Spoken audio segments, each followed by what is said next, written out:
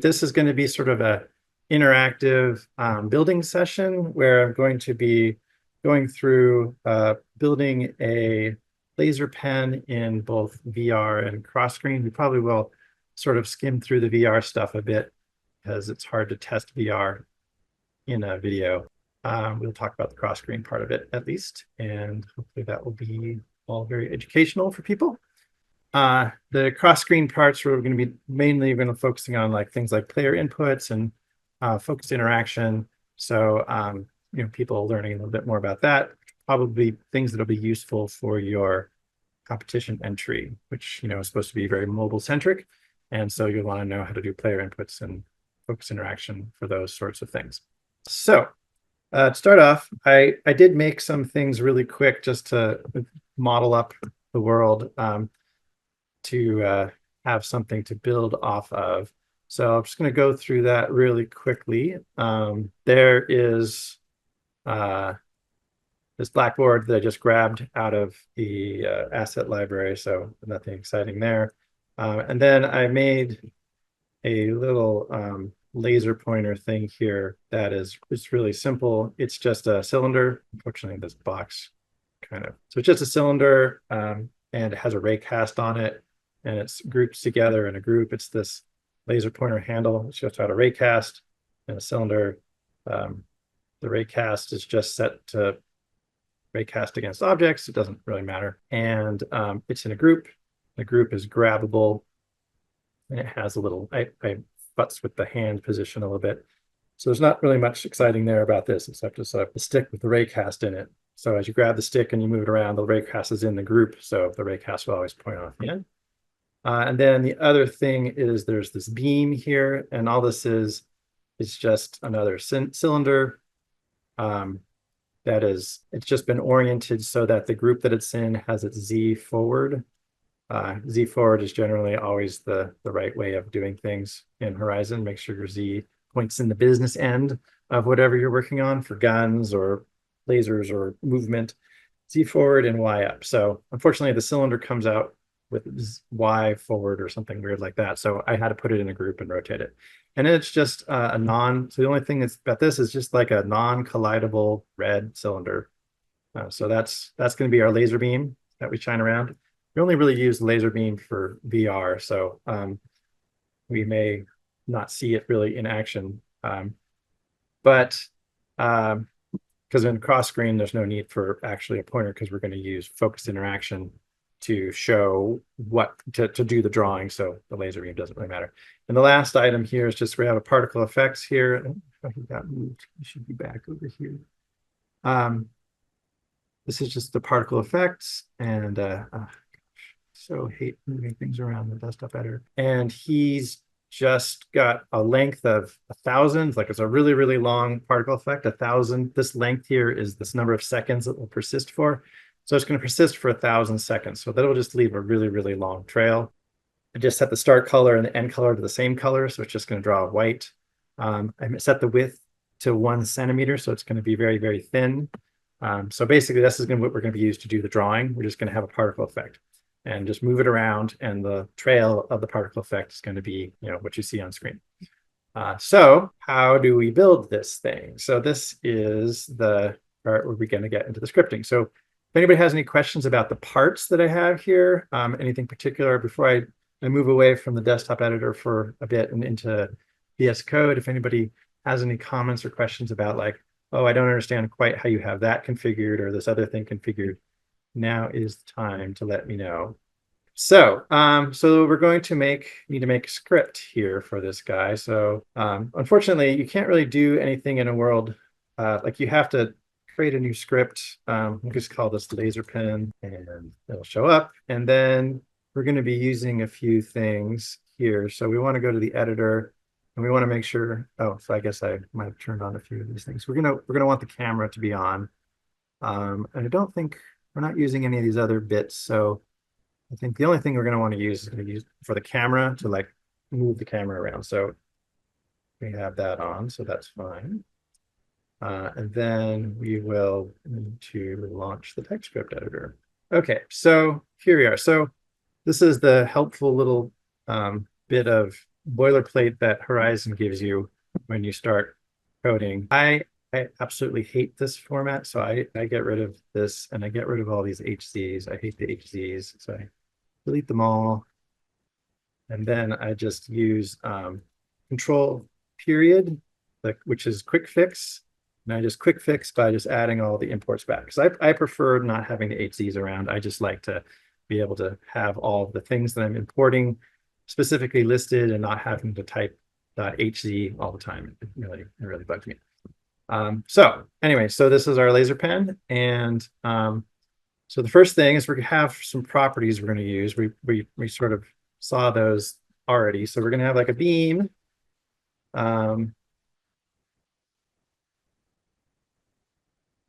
This is an entity. Google Copilot sometimes does some weird things when you're typing. So okay, maybe now it'll all be happy. So there's the beam. We've got trail effects, which is another entity, and then we've got the raycast, another entity. So those are our three parts that we're going to be working with. Yeah, so one thing I just thought about, which I'm going to go fix right now, is that this is all going to be locally scripted because this is going to be for something that is using both the player controls and the camera APIs, which require local scripting. And also, yes, I use Prettier. I use Prettier a lot. I use Prettier and I use GitHub Copilot a lot. And there's a whole document about TypeScript best practices that you can go read that explains why you should use Prettier. So it needs to be locally scripted so that we can access the camera APIs. Also for the VR users, if you want to be able to hold a pen and wave it around and have it, feel reactive to the user, you're going to want it to be locally scripted. So we need to make sure that the script that we just added here is set to local execution mode. So we don't have funny issues later. We'll just do that now while I'm thinking about it so that we don't have to wonder why it's not working later.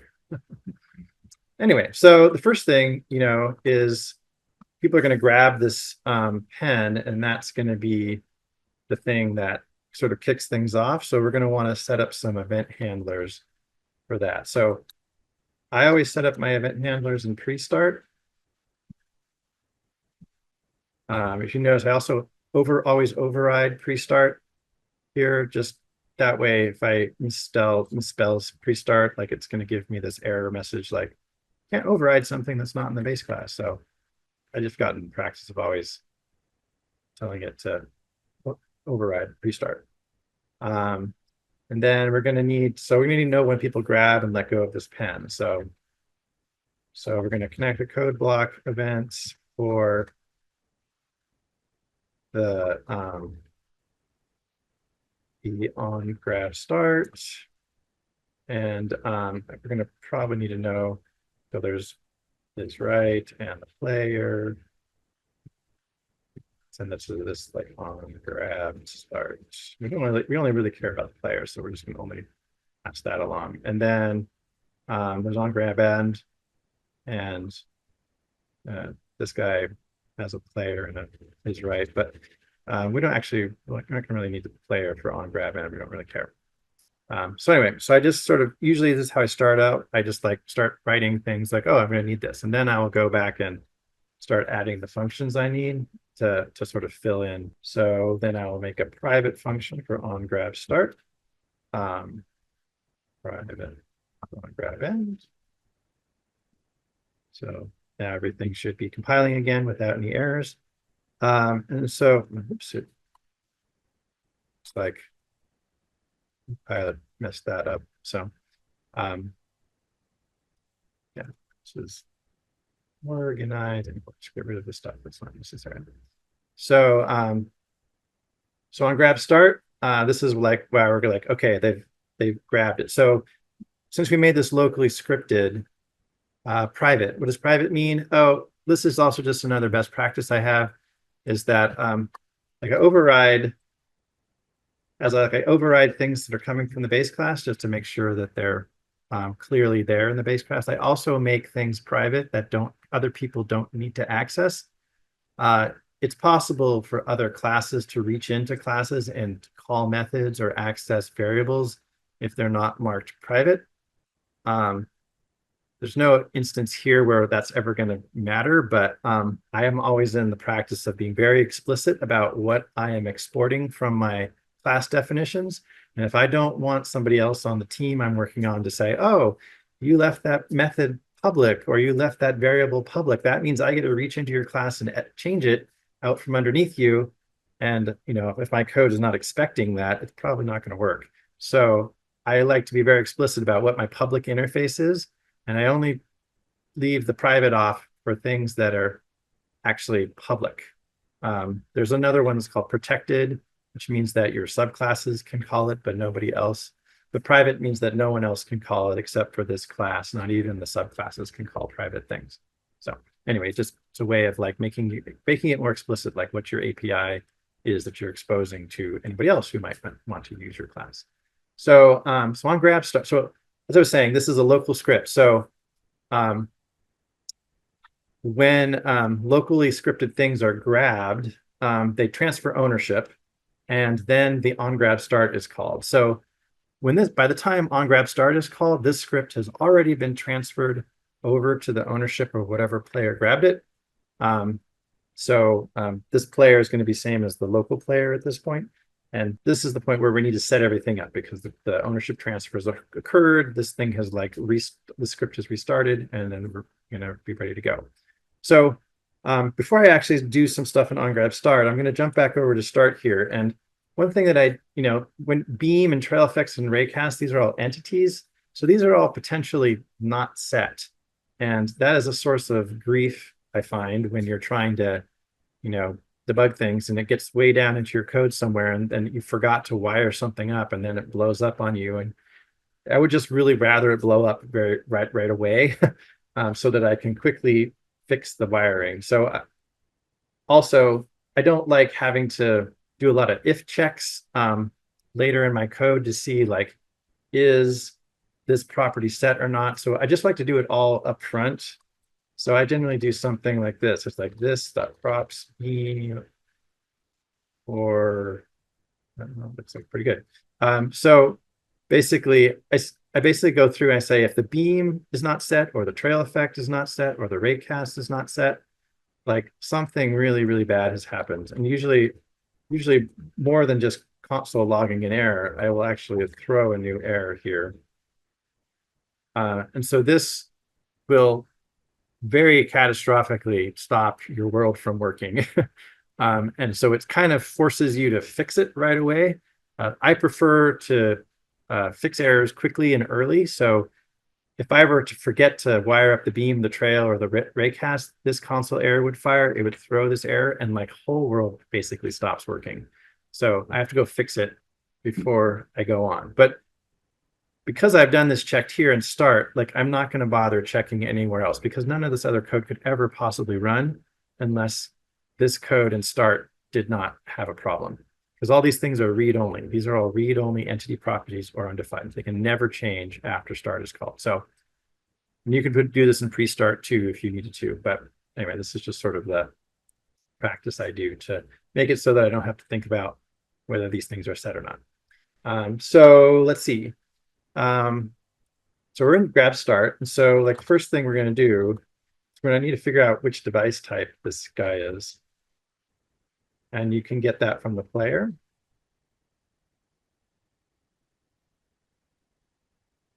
And then we're going to need to do different things if it's VR or if it's a cross screen. So we can just basically switch on the device type here.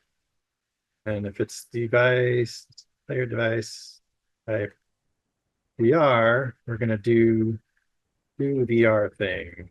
And if it's desktop or mobile, we're going to do the XR thing or the XS thing. And then usually just for safety, and when I'm doing switch statements like that, I always like if I put a default in, and if I get something that's not known, I log it because I would like to know why I got something that I didn't recognize. So I should need to import this.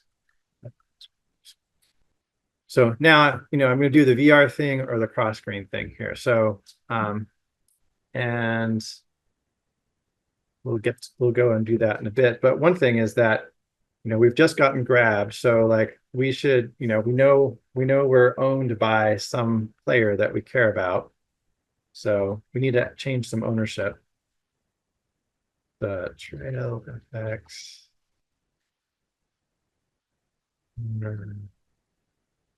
That and raycast. We're going to need both the raycast and the trail effect. I guess we also need the beam set to the owner too, like for the user. So anyway, and so then I just start filling these guys in with some methods that I would do. This would be like this, like set up VR drawing. I mean the player, and here set up cross screen drawing. I might need the player here too. I'm not sure. So then again, like before, I go and I just make these methods.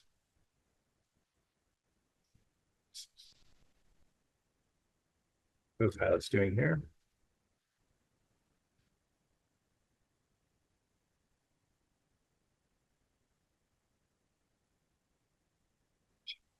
So now the code will compile, and then so like on the grab end, the grab end, like they've let go of the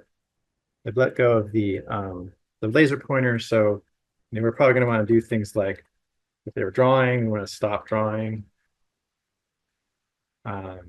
And like if the beam was visible because they were a VR player, we're going to want to like make the beam go away.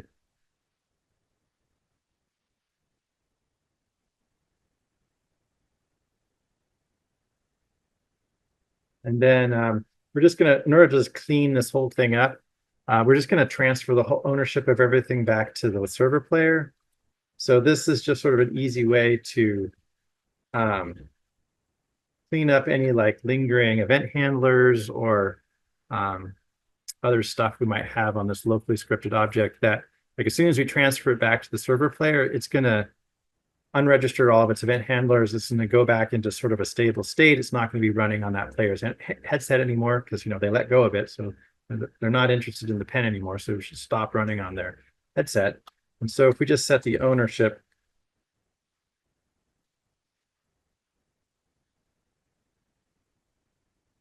this is like the nuclear option. That's just going to be like, as soon as this gets run, like this whole script is just going to shut down and then bail off of this user's headset and go back to the server and be all cleaned up. So like, so I'm just going to add some stuff down here. It's going to be like some common code.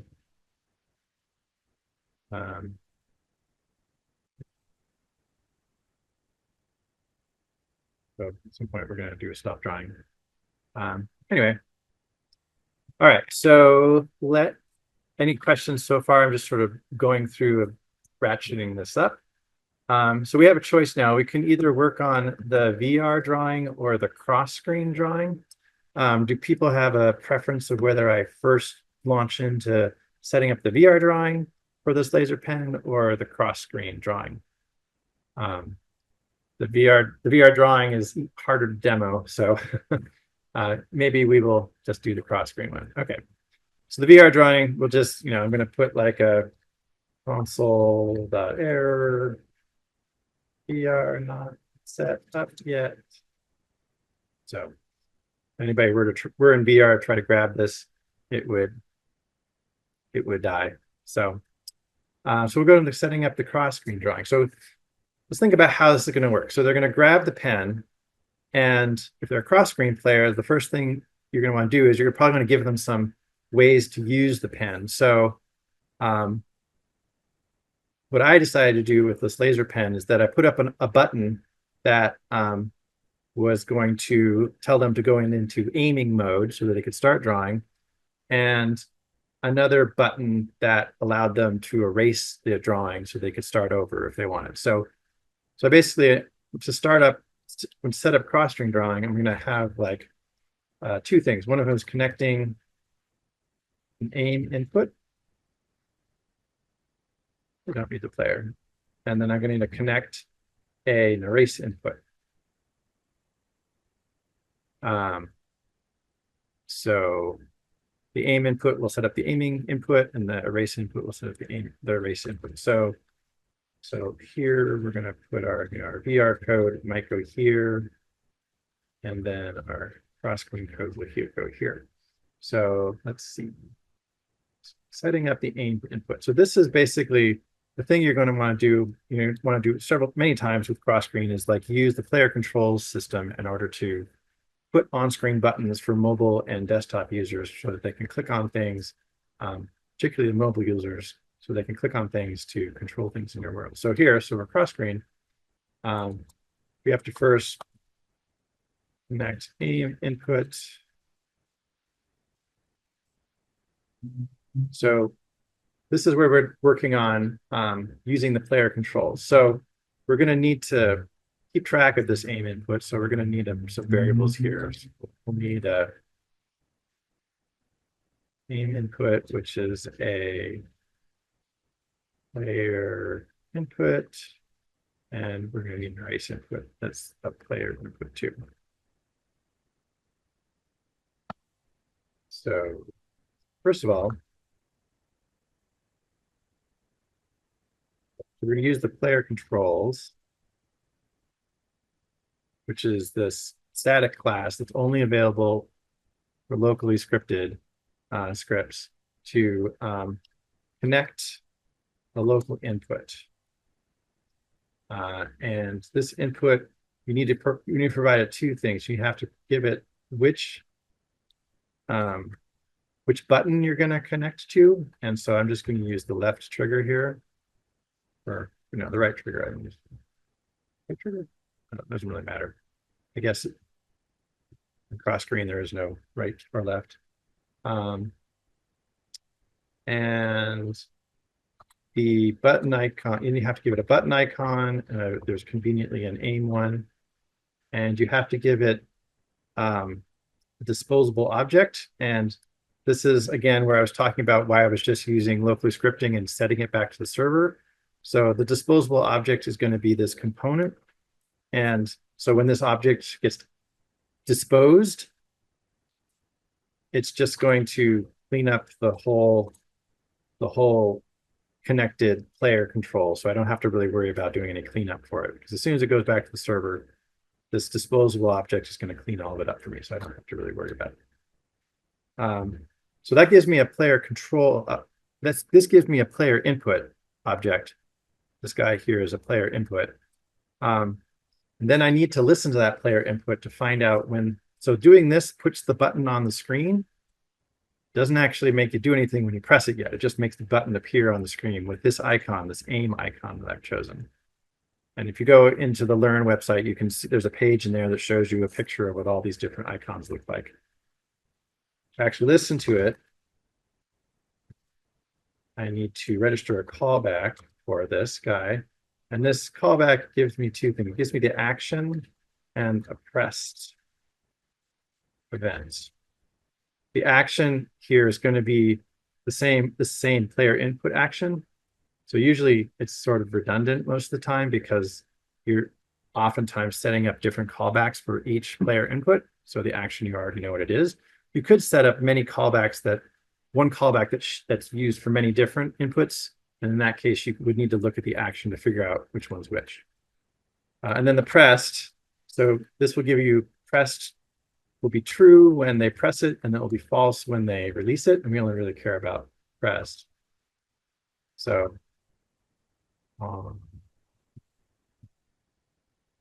when they press it, we're going to do the on aim thing. Then likewise, we need to connect the erase input, and like it pretty much filled this in mostly for me. The button icon, I guess I'm gonna use like swap or something like that. But it's pretty much the same thing. I'm using the left trigger instead for the input action. And, same thing as before, when the erase input, when it's pressed, I'm just going to call an on erase method that is going to do the actual erasing. So moving on here, I think, let's see, we will work on aim. So here's where we're going to get into, like, this is now the user has decided that they've pushed that button that we put up on the screen here. They're pushing that aim button, and now they really want to, go into the action of drawing. This means they really want to start drawing. So this is where we're going to do most of our sort of cross-screen focused interaction camera setup. The first thing, when they're pushing the aim button, we don't really need the aim button anymore. So we can disconnect that guy. So when I disconnect that aim button that I set up here, when I disconnect it, it's going to vanish from the screen. So they won't be able to press it anymore. You're already aiming, so you don't really need to aim. And it's also in the way, if they're trying to draw, you kind of probably want to get as many things off screen as possible. The next thing is we're going to use the local camera, and I'm going to sort of zoom in into first person mode. So that their head is out of the way and it's not blocking them. And so I actually want to make this kind of a nice smooth zoom in. So I'm gonna make some like camera transition options for myself that control the way that the zoom in happens. And I'm just gonna go back up here to the top, and I'm gonna make some probably use them to zoom out as well.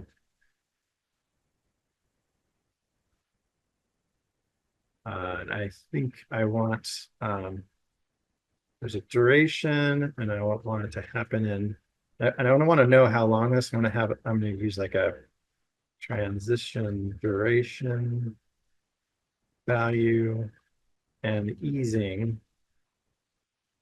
ease in out. It's going to kind of speed up and then slow down when it comes in. And I want this to happen probably in a half a second. It's good. So basically, I'm telling these transition options over half a second, so sort of ease in and ease out into the transition. So I'm going to do the camera change. And so I'm going to want to give a little bit of time for this camera change to happen. So I'm going to set up a little async timeout here.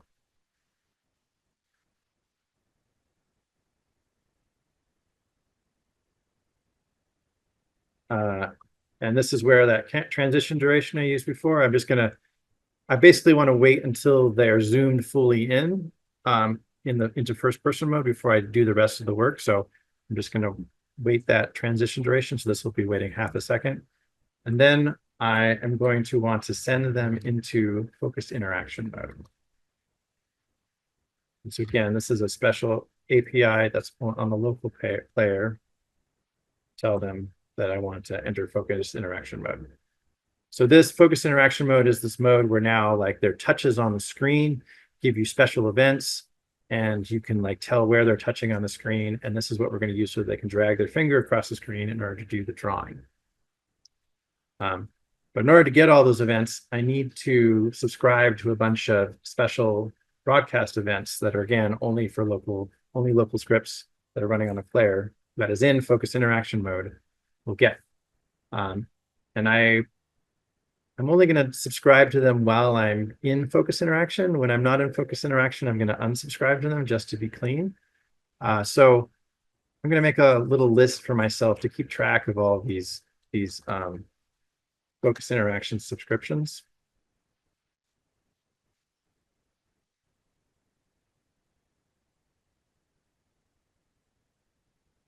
So I'm just going to make a little array of event subscriptions. I'm just going to stuff them all into there so that I can easily disconnect them later. So where am I?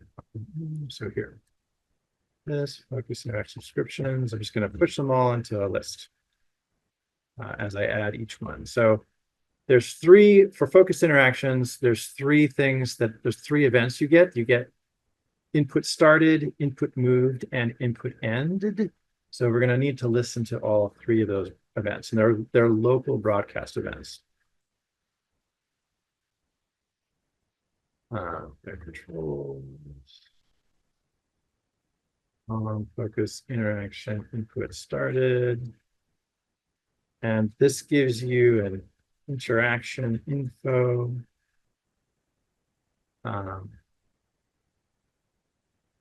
And we're going to just call this on start draw. This guy, we actually pass we need to pass the interaction info. We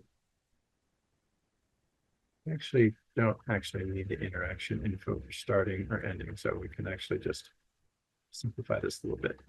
Just do this. And then somebody's upset about something here. I have one too many parentheses here. So this GitHub Copilot is helping us here. There's input ended, little stop draw. And then there's one more, which is the move.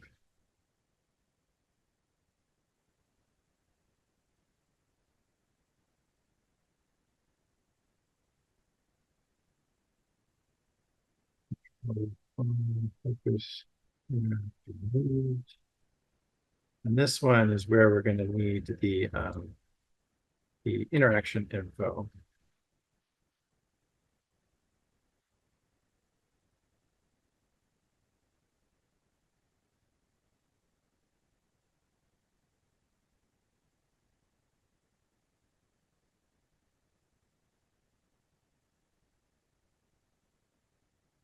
So basically we're connecting up to the three focus interaction events. The started, so we're going to start drawing. The mood, just going to on drag, and the input ended is going to be our stop draw. So that's how we'll keep track of where they are. But there's one more thing, is like the player can like exit focus interaction. There's like a exit button on the screen when they want to be done with focus interaction. So we also need to listen for them exiting focus interaction so that we can go back to our normal mode, zoom them back to third person view. And this is actually oddly enough, a code block event.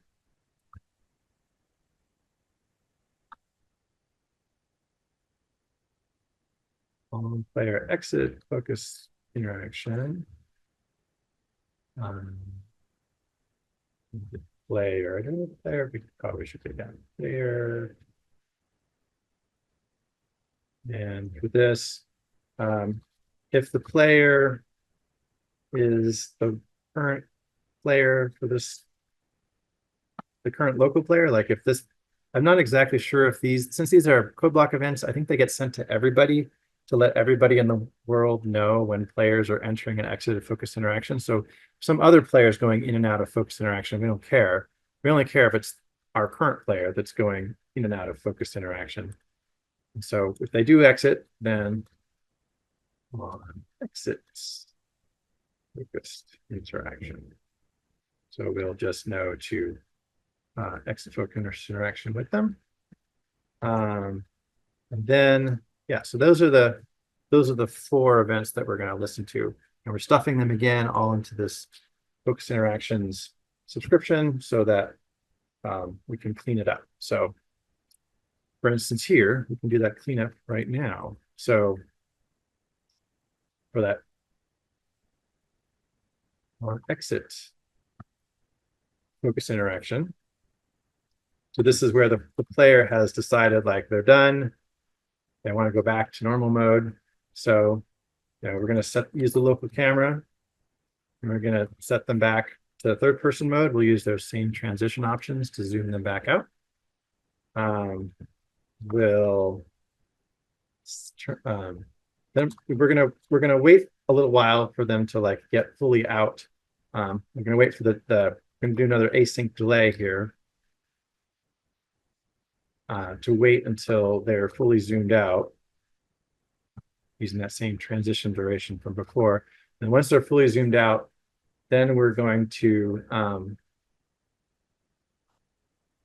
we're gonna do a few more things first, actually.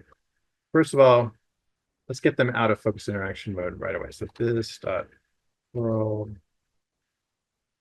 They should be out of focus interaction, but just in case there's not, we're going to do that. We have all those focus interaction subscriptions. So we're just going to loop through them all and disconnect them all. And then we're just going to set the length of that list to 0, which will like clear out all the entries. So this is why we saved them in this, push them all into this array before. So that way it's just really easy to clean them all up, which is for each item in the array. And for each of those subscriptions, we just disconnect it. And then this just sets the length of the array to 0 again. And so now we know that we're not listening to any of those events anymore. I don't think they'll be sent to us anymore, but there's no reason to listen to them anymore. Also, if they're exiting focus interaction, we should stop drawing. Because like if they were in the middle of drawing something and then they exited somehow, we should just stop drawing. So we don't leave it in some weird state. And then we're going to wait a little while until they are fully zoomed out. And then we're going to put back up that little aim icon, aim button we had before. So connect the aim input again. So this will, after the zoom out is finished, then their little aim input will show back up and they'll be able to click it to go back in. So maybe we can try really quickly. Let's see if we have, I don't think we haven't, there's no errors here, right? Oh no, there's 4 errors. What are 4 errors? Oh, we haven't done a few of our things. Stop draw, on drag, stop draw. So we can go and add some of these methods just so they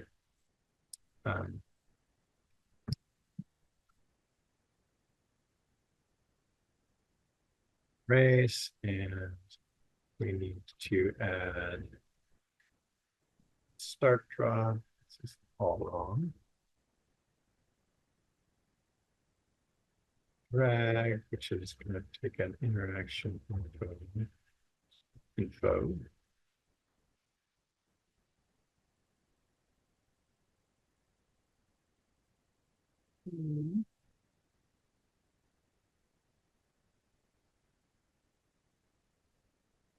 So now all of our errors are gone. So now if we go back to our world and wire some stuff up here, we should be able to get things sort of starting to work. So I'm just going to, this is my laser pointer handle, which is the thing that they're going to grab. This is the grabbable thing. And I'm attaching the script to the laser pen. Interesting, these guys already. I guess it's because I deleted them from this world earlier. But anyway, this beam is attached to this beam here. The particle effect is attached to this particle effect up here. And this raycast is attached to the raycast inside of the particle handle group. So it's pointing to, it's really hard to see, pointing to this raycast that's attached right on the front. So it has those 3 parts. And let's see, what else do we have to do? I think that is all that we need in order to test this guy. So let's see. So if we go into playback mode, we're in preview mode. So if we go and we walk up and we grab this guy, so we see here that, we can see the left LMB on here. That's the left mouse button is the aim, and the right mouse button is the swap, which is the erase, and the left mouse button is the aim. It might be a little easier if I do this in a mobile view. It'll look a little bit better. So here I am in mobile view. If I walk up to I grab it, and you can see that the swap button on the left here is the uh, the erase, and then for whatever reason it drew the aim button really small here. It draws it much bigger on the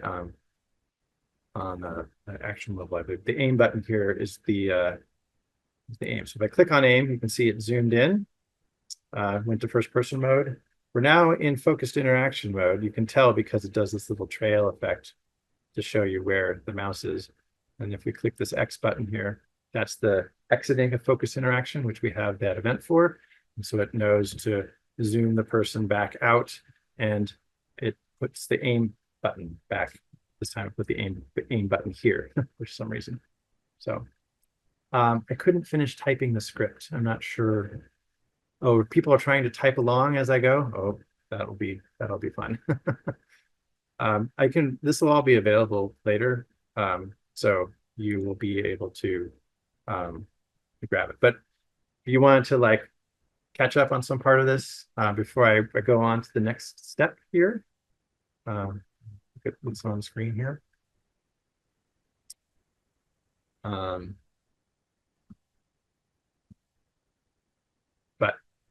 So we'll just go back and we'll start wiring up the actual drawing parts. So here on the start draw, this is where they first push put their finger down. So we're just gonna probably set. Yeah, I don't know. It's like the unfortunate problem with the player controls is like meta controls where those things appear. And sometimes they go on the right and sometimes they go in the center. Like if you use the things that are left-hand side, like left button, they go on the left side, left trigger goes on the left side, right button and right trigger go on the right side. That's their default positions. You can override and say that you want to put them in the center. And that is an option when you're setting up a player control. It has an additional parameter here, which is what's it called? Location. Position. I have to go on the player controls options. It's called the preferred button placement. So you can say preferred button placement.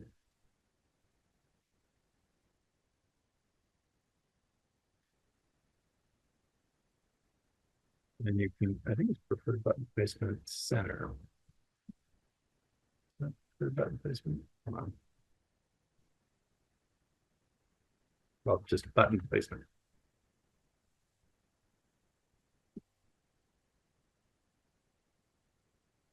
So you can do something like that and say, I definitely will always want this one in the center, and then it will stick it in the center. But you only have two choices of button placement. It's default or center. So center definitely puts them in the center. This will hopefully make the aim one will always be in the center now. So we said put it in the center. All right. So on start draw, we're going to want to start drawing, and so we're going to just kind of keep track of that we're in drawing. There's not really much to do when they put their finger down because they have to sort of move in order for us to move the trail effect. So on start draw, we're just going to remember that we're drawing. So I'm just going to have some variables that we use to keep track of the drawing state. And then on stop draw, this is again where they're done drawing. So it's a drawing false. The other thing we're going to need to do is probably like deal with the trail effects when they stop. So we're probably going to have to deal with hiding trail effects when they stop. But on drag, this is like the main business. This is the whole part here of focused interaction, is that when they're dragging their finger around, you get this interaction info also with start and stop, but I just don't need to do anything with it while they're just starting or stopping. While they're dragging their finger around, this is the whole thing where I want to know like where their finger is on the screen and what they're pointing at. And so, I mean, the easiest way to do this is just to raycast from the information you get from the interaction info. So it's important to note that the interaction info is an array. Theoretically, this supports multi-touch. The first one you press is going to be the index 0. If you have 2 fingers down, it's going to be index 1, 2, 3, 4, etc. For this example, we're just gonna deal with the single touch kind of thing. So I'll just call this info. Info equals. I'm just going to grab the first one, just to do single touch. And then we're going to get our raycast. And I'm using exclamation point here to like ignore the fact that it might be undefined, because I know it's not undefined because I checked up here, and I would not ever have gotten to this point if it were undefined. So I feel safe using the exclamation point here. I generally don't think it's wise to use exclamation point if you don't know for certain that it's not undefined, because this is basically telling the compiler that you know better than it does that this value is actually defined. So raycast gizmo, raycast. And then here we're going to use the info's world ray origin as the position from do a raycast, and the info world ray direction as the direction to do the raycast. So this interaction info, it has the interaction index. This is the which for multi-touch, this number helps you keep track of which finger this is for. But it has the screen position. So if you actually care where exactly on the screen it is, it's a vector from 0 to 1 to 0 to 1 in the X and Y. And so you can figure out, so 0, 0, I think is the lower left, and 1, 1 is the upper right. It might be upper right and upper left and lower right. I'm not sure. But basically it goes from 0 to 1. So if you really cared where on the screen it was, because for instance, you had a custom UI and you wanted to put something on the custom UI overlay, the exact point where their finger was, you could use this information from the interaction info to figure out where on the what percent way over and down on the screen they are, so that you can draw something on the custom UI overlay at that exact position. But these most useful 2 things are the ray origin, the ray direction. So the ray origin, it's bottom left and top right. Yeah, okay. It's like, yeah, the thing is it's reverse from the way that the custom UI draw, because 0, 0 in custom UI is the top left and 1, 1 is the bottom right. So you'll have to like swap vertically if you try to translate the screen position into the custom UI position. So anyway, world ray origin is like the exact point on the screen that you're pressing in world coordinates, and world ray direction is a ray that going out from your finger position into the world through the screen at that point. The actual screen position is like, it's like 0.1, it's like a centimeter. It's very, very close to your face. Like I have actually seen it, actually figured out where it is. Like if you take your head position and you go like a centimeter forward of that, you can, or a couple centimeters forward of that, that's where that plane is going to be, where these world ray origin points are going to be projected on. Anyway, so we're going to get these 2 things. This is going to give us a raycast result, which could be either a hit or null if it missed. And then we're just going to send this to a draw function to actually do the drawing bit. And then stop drawing. And then we have on stop drawing. So this is the main, like this, like, I don't know, it's kind of anticlimactic, but this is the main useful feature of focused interactions, to being able to like do something that lets you get a point in a direction into the world, so you can raycast into the world find out what's there, and then do something with that result. So we can go down here and we can do the draw code.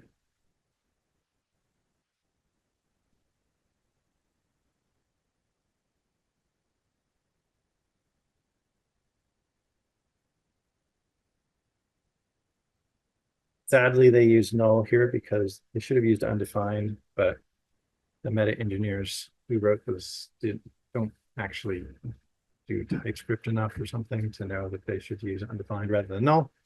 But so there's a lot of some weird things in the TypeScript API where there's a lot of nulls around, which we'd really prefer them to be undefined. Anyway, so here's this hit. So this is where we're now gonna move the trail effect around to based on whatever they hit. So let's we can just keep track of a hit pause. That is a vec3. And we're going to move the trail effect a bunch of times. So we're just going to grab it.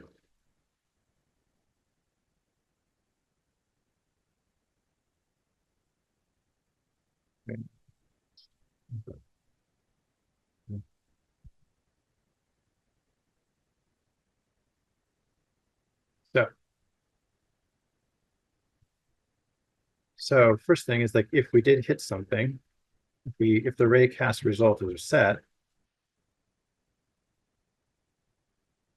this means like we actually hit something in the world, so we can draw on it. The else clause means we didn't hit anything. And so probably for VR, it matters when we don't hit anything. Yes, VO is, yeah, we are using the raycast we're using focus interaction to figure out where they're hitting on the screen, and we're raycasting in from that location. So for the VR player, the miss case matters, but for the cross screen player, don't think we really care when they put their finger on nothing, and we're just not going to do anything. So for cross screen, if we hit something, so the hit pause is going to be that hit point. And we're going to then, if we're drawing,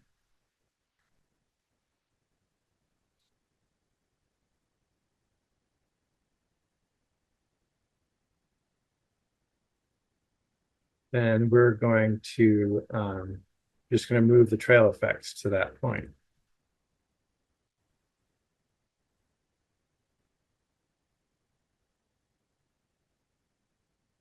So because I've done this before, I know that moving the trail effect exactly to the point where you hit is not great because sometimes the trail effect gets buried a little bit in the geometry. So it's usually best to like add a little bit of the normal for the hit.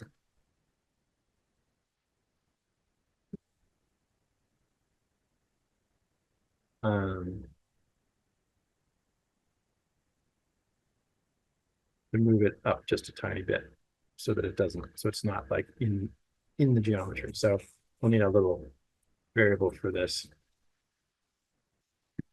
And we just really need like a tiny bit, like a centimeter up. So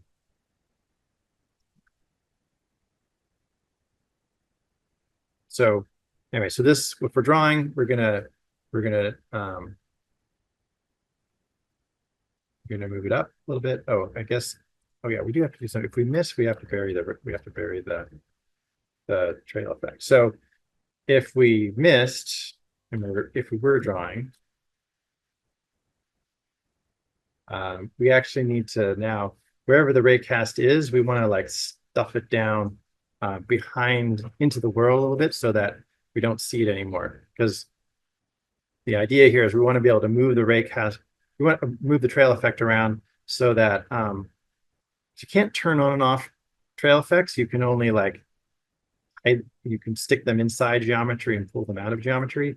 So the sort of conceit of this is it looks like we're starting and stopping the trail effect, but really what we're doing is we're just sort of like stuffing the trail effect into the geometry, and then we're popping it back out, kind of like with a sewing machine, like the thread goes underneath, or embroidery or something like that. The thread goes underneath the fabric and then comes back out where you want it to show again. So the thread's not getting really cut up. It's just the thread is hidden from you as it's traveling from position to position. So in this case where we've missed things, we're not actually drawing on anything. If we were drawing, we're going to need to go and stuff the raycast, the trail effect down underneath. But we need to stick it where it used to be, wherever it was last at a good position. So, and we're going to need to use the normal again. So we're going to need to get some additional information that we're going to need to keep track of.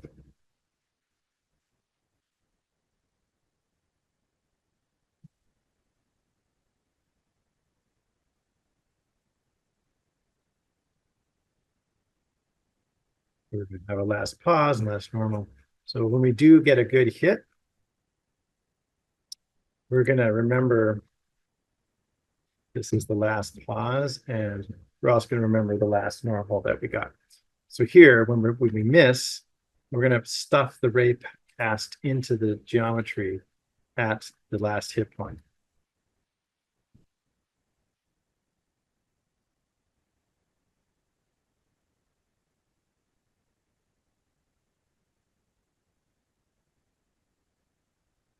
So we're going to add a new little bury depth. So this is going to be a new value up here. And we really need to bury it like a whole 10 centimeters under the surface, because that's about how far trail effect needs to move to really update its position.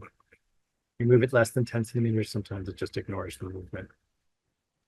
So this is going to bury it at that last position. And so let's see, I think we have enough here to actually do, oh, I guess, stop drawing, add some more things. This is going to do drawing. Also, we forgot to do this. Likewise, we should do the burying thing here.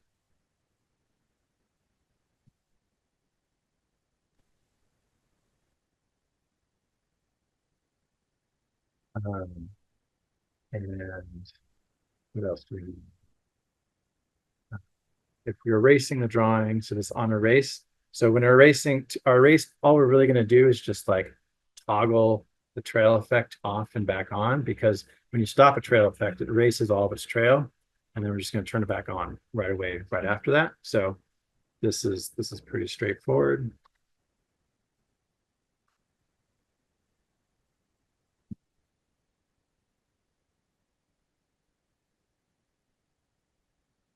So one thing that you think you could do is that you could just do,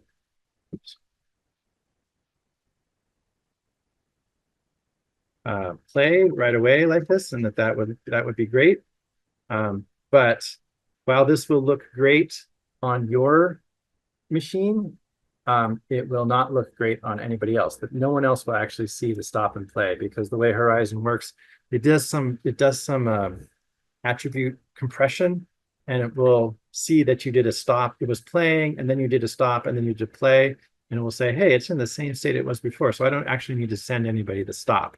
So though it will look good for you locally, no one else will see the stop. So you need to kind of do a little futzing here and put a little delay in here to actually do the play again after like small number of milliseconds. This just guarantees that the stop went out and got broadcast to all the other people who were in the world, and they see the trail effects actually stop. And then 50 milliseconds later, you're going to say play, and so then we'll get the play event too. So it will, everybody will actually see it. So let's see this like that.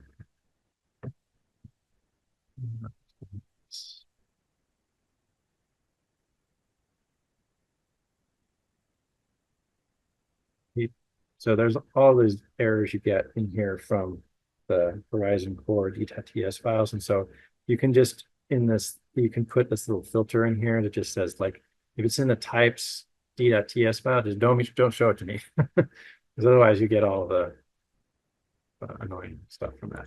Trail effects doesn't like, right? Anyway, so this should, I think, be enough for it to sort of work. It'll have a few little bugs because it didn't deal with some aspects. Let's see if I can do an on stop drawing. I have a stop drawing and an on stop draw. Why do I have two of these guys? This is the on stop draw here. Oh, I should just call the existing one I already had. It's not stop.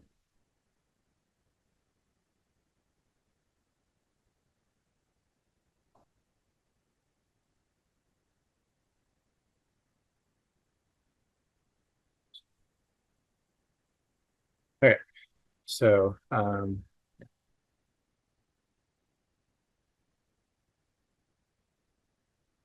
so let's see if this what happens now when we use this guy. I should wait for all this to finish compiling.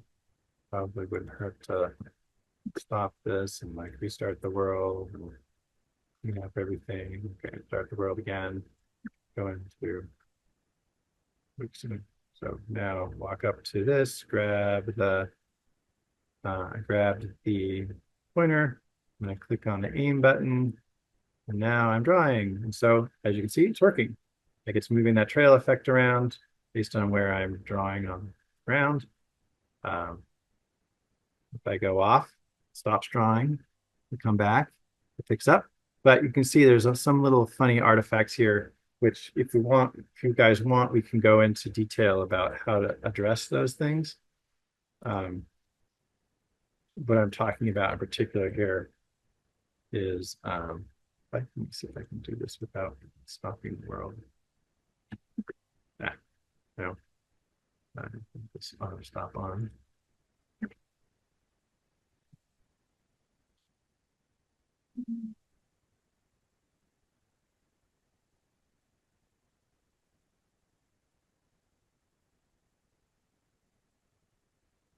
So you can see that there's some little smearing here. I went off the edge here and I came back on here and it did this little weird slanty line here to connect the trail effect from that point to that point. So there's some additional tweaking we could do in the code to like make sure that we handle that case so it doesn't do that smearing effect when it goes from out to in. So I think I will add that little bit of code, and then I think that might be the end of the session, unless there's anything else people want to talk about before that. And also this code, I have this available. This laser pen code is available, and people can go and check it out. I will just publish this for the session to everybody who's here who wants to look at it. And it actually has the VR section in it as well. It uses almost all of the same code for the actual drawing part for the VR code. That's just that the way that the VR code, does its raycasting is basically, just the person's holding the pointer and the raycast is attached to the pointer. So, it just raycasts whichever direction the raycast currently is pointing. And it's also moving that red ray around to show the VR player like what they're pointing at, because they otherwise don't really know. So I'd love to see the code. I got 163 incomplete lines, sure. So I'll send out this to everybody who does this. Make sure you do your survey, and think there's a way maybe for everyone who does a survey result to make sure that they get a copy. But if not, I will just post this in a pointer to this world, and I'll add you to the world. Anybody who wants to be added to the world, I can add them to the world. Yeah. So anyway, so back to this one final bit. If you want me to do this last little bit of cleanup here, The issue is that when you stop and start drawing, like right when you restart drawing, after you've stopped, you kind of get these weird smears. You really need to like fix up the trail effect position a little bit when you're restarting drawing after having stopped because there was a raycast miss. So we're going to add another little variable here, which is going to be a drawing restart. And this is just going to something for us to keep track of. We're restarting drawing, from not drawing. Even though if we were in the process of drawing and we went off the edge and then we came back on because they were pressed down, so they were in drawing mode. They went off the edge of something and there was nothing there. They were still in drawing mode, but they stopped drawing. So when they hit something again and we restart drawing, we need to handle that case so that we don't smear. So I added this new restart drawing values flag. So when we start drawing, we're also going to start restart drawing is also true in that case.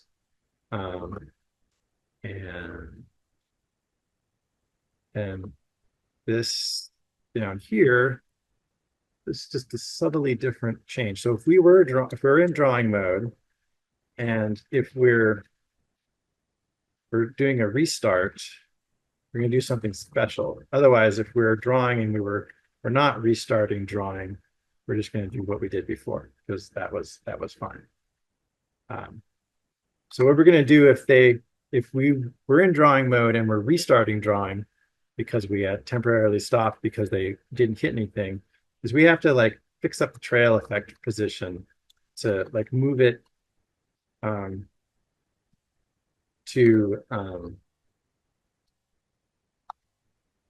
this hit position, but buried still. So basically we just need to we left it somewhere else on the board and we just want to move it across the board, but buried still. So that's directly under the new position where we want to start drawing. That way it won't do a streak across the board when it comes up through the board to start drawing again. So we'll take this new hit position and add the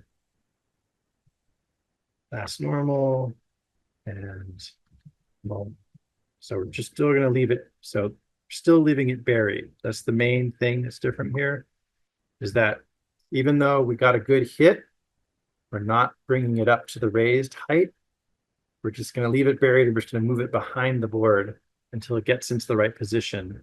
And then next frame, we'll actually draw it again. So we're going to say our drawing restart is false. Like we've done the necessary work to get ready to start drawing again. Likewise here, if we were drawing and we weren't already in restart mode, this is where we bury it. And then we just need to remember that we're going to restart the next time we come through this loop. If we do hit something, we need to know that we were in restart mode, that we buried it, so that we can go through this temporary step of moving the trail effect to the right position so that it starts up in the right place. So we go back here, stop, restart, world again. Grab this, name, drawing. Now if we go off the edge and we come back, we don't get that smear anymore. Oh, we got a little one actually. I might need to make the depth a little bit better. Maybe it's not. Or I've missed some part of the code. It should have made it work. Or not, that one's particularly bad. So I'm not sure why. Maybe the depth. This geometry might have a little bit of a different shape to it, but I don't know why I'm getting those edges there.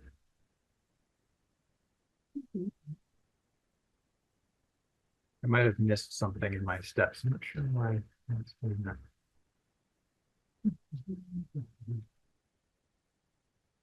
Oh yeah, this is not quite working right. It's not burying. Or maybe, let me go look at my code. Maybe I messed up my bury depth.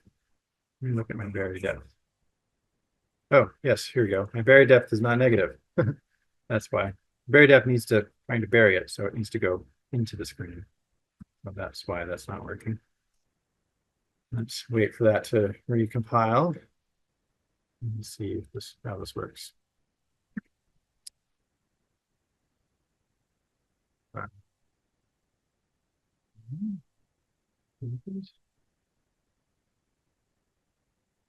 There we go. That's nothing. And now, yeah, so now we can actually do these little in separate pieces. So it looks like, it looks like I'm starting and stopping, but really I'm not. Um, if I, come over here, we look behind the curtain, as it were, you can see that, we're basically just moving it hidden behind the curtain to make it look like we were jumping around to different positions on the screen. So it's sort of a little bit of a fake thing. Like I said, you have to have the bury depth, has to be like um, about 10 centimeters because the way the trail effects is configured, it like samples its position, and if you don't move it more than about 10 centimeters, it just says, it didn't move. And so like in order to make the burying really work, you really have to like really punch it in about 10 centimeters from its old position. So it's like, oh yeah, this is definitely a new spot. And then will update. The problem with the trail effects, like if you're trying to do these drawing things, you can't do really fine detail with it because it won't really pick up a position change unless it's at least 10 centimeters. So like if we go into this world and it's so hard to grab this thing. Why am I not grabbing this?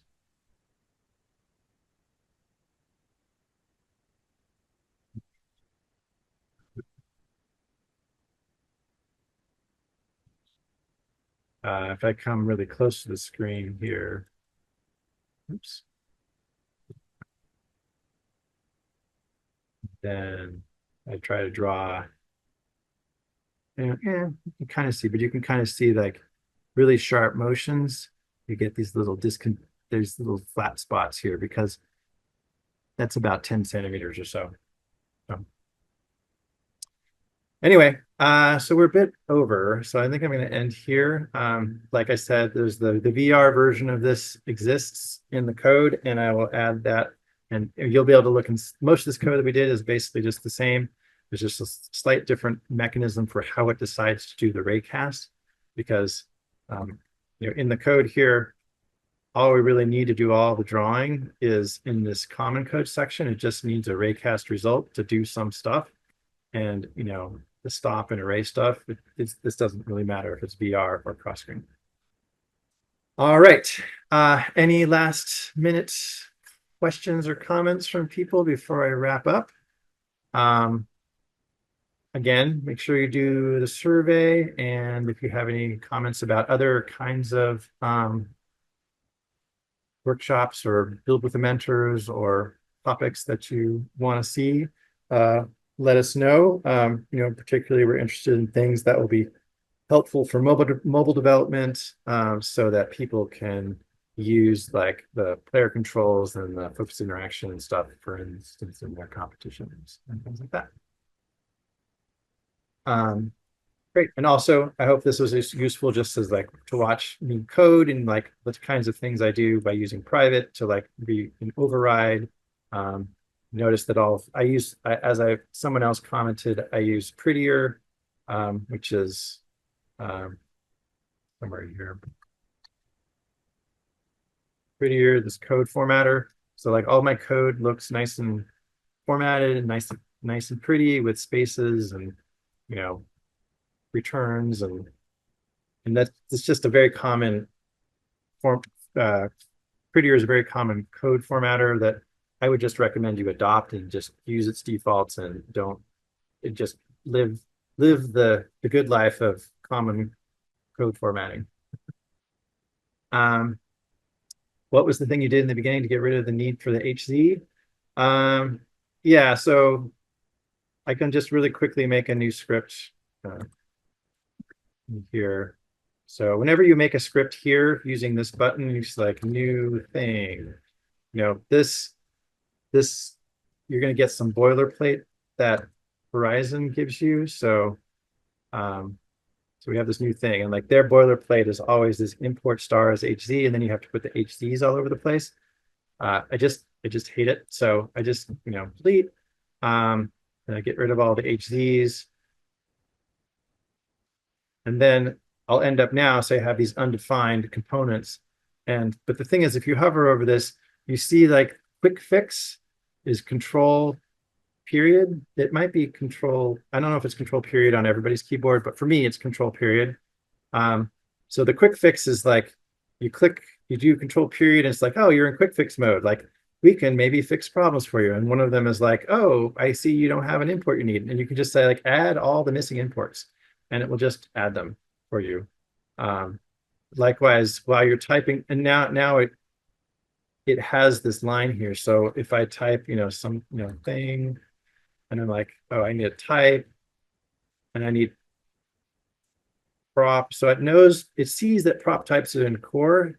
And if I just tab complete this or hit enter, it's going to automatically add it up on the import line. So there's no need for the HZ thing, because like the editors are able to, add stuff you need to the import line as needed. And then the only thing is like sometimes you might end up with things that you don't need in here, like vec3. The other thing you can do is you can hit F1, you can just say organize imports, and it will just like get rid of the things that are not necessary. And it does some other nice things, like it puts them in alphabetical order, and it, I don't know, just lays them out nicely. So anyway, I don't use the HZ thing because I'd rather just see exactly what I have in the file and not have to do hc.blah all over the place.